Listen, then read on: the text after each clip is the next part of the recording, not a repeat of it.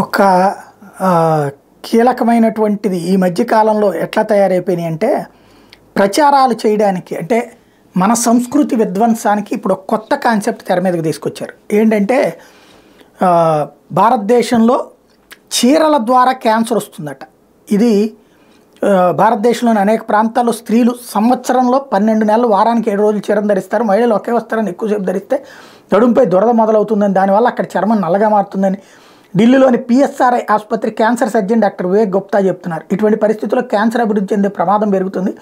ఇది కాకుండా ఈ క్యాన్సర్ కారణాలలో దుస్తుల కంటే శుభ్రత చాలా బాధ్యత. అంతేకాకుండా వేడి తేమ ఎక్కువగా ఉండే ప్రాంతాలకు క్యాన్సర్ వచ్చే ప్రమాదం ఎక్కువగా ఉంటుంది. దాని కేసులు ఇప్పటికీ బీహార్, జార్ఖండ్ నుంచి నమోదవుతున్నాయి. ఇది మరి దశాబ్దాల తరబడి చీరలే ధరించారే మహిళలు, అప్పుడు లేనిది ఇప్పుడు ఎందుకు వస్తుంది? చదివేస్తే ఉన్నమతి పోతుందా, లేకపోతే ప్రతి దాంట్లో భయపెట్టేటటువంటిది మన సంస్కృతి మీద దాడికే కారణమవుతుందో అర్థం కావట్లేదు.